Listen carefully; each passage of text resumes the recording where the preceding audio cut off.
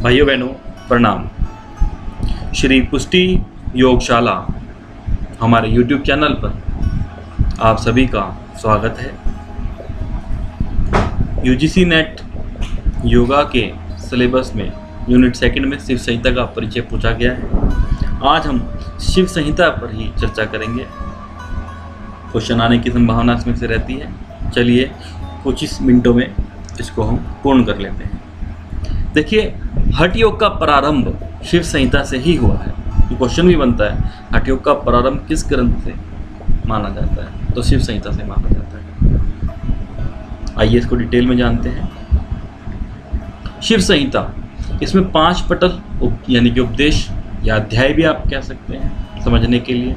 इसमें 5 पटल हैं। इसके लेखक साक्षात भगवान शिव हैं। देखिए कितना सुंदर ये ग्रंथ है जिसके लेखक भगवान शिव हैं। समय इसका आदिकाल है। श्लोक इसमें 642 हैं। ये हम आपको बता चुके हैं कि हठ योग का प्रारंभ शिव संहिता से ही हुआ है। शिव संहिता में भगवान शिव और माँ पार्वती के बीच चर्चा है। इन्हीं चर्चा पर आधारित ये हठ योग ग्रंथ शिव संहिता है। प्रथम पटल की हम बात करें तो उसमें 6 बिंदु हैं। फलयुक्त कर्म की निंदा, अज्ञान का स्वरूप, संसार का अनित्य तत्व, चैतन्य का स्वरूप, पंचभूत या पंच महाभूत, मुक्ति रहस्य या मुक्ति मार्ग के साधन। अब फलयुक्त कर्म की निंदा क्या है? वह कर्म जिसमें फल की इच्छा की जाए, उसकी यहाँ निंदा की गई है। इसमें कहा गया कि कर्म करें, फल की इच्छा ना करें। और अज्ञान का स्वरूप, इसमें नित्य को अनित्य और अनित्य को नित्य मानना, ये अज्ञान है।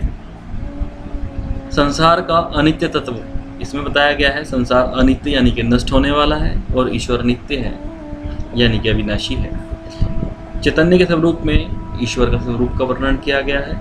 पंच महाभूत आकाश वायु अग्नि जल पृथ्वी, मुक्ति रहस्य यानी कि मुक्ति मार्ग के साधन 7 बताए गए हैं। इसको आप नोट कर लीजिए। गुरु का सानिध्य, सेवा यानी कि गुरु की सेवा, ईश्वर में आस्था, आसन, नाड़ी शुद्धि, नादानुसंधान और नादोपत्ति। तो ये प्रथम पटल पूरा हुआ। द्वितीय पटल में नाड़ियों पर आधारित है। द्वितीय पटल, ये अमित जी का पहले भी एक कमेंट आया है कि पहले क्वेश्चन पूछे जा चुके हैं नाड़ियों पर आधारित।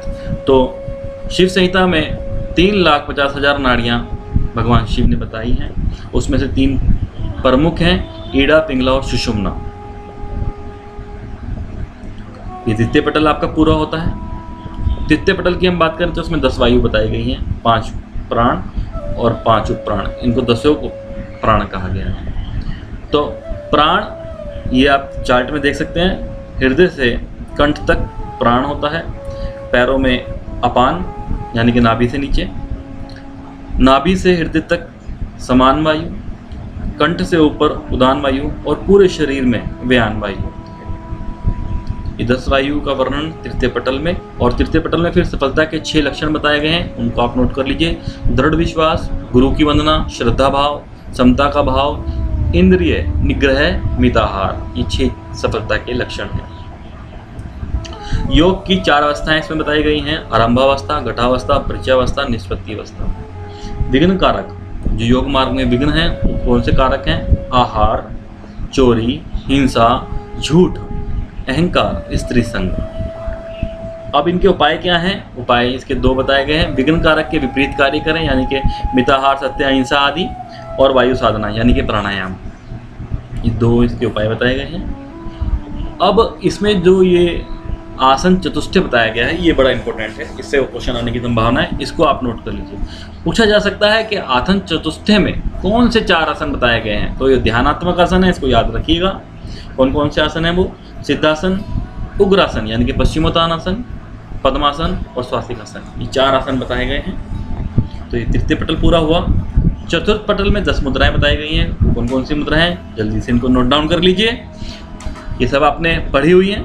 महामुद्रा, महावेद, महाबंध, खेचरी मुद्रा, मूलबंध मुद्रा, उद्यान बंध मुद्रा, जालंधर बंध, विपरीत करनी, शक्ति चालन, वज्रोली। वज्रोली में सहजोली और अमरोली दोनों का वर्णन है। और एक इसमें योनि मुद्रा बताई गई है। देखिए, योनि मुद्रा का वर्णन केवल शिव संहिता में ही किया गया है। ये क्वेश्चन आ सकता है। योनि मुद्रा का वर्णन केवल शिव संहिता में ही किया गया है। पंचम पटल की हम बात करें तो मुक्ति मार्ग के विघ्न जो हैं वो 3 प्रकार के बताए गए हैं। भोग रूप में विघ्न यानी कि स्त्री संग आदि, धर्म रूप में विघ्न यानी कि आडंबर करना, उपवास रखना, कर्मकांड का आडंबर करना, ये धर्म रूप में विघ्न है। ज्ञान रूप में विघ्न यानी कि थोड़ा सा ज्ञान प्राप्त होती है, अहंकार हो जाना, ये सब ज्ञान रूप के विघ्न है। तो ये 3 प्रकार के विघ्न इसमें बताए गए हैं।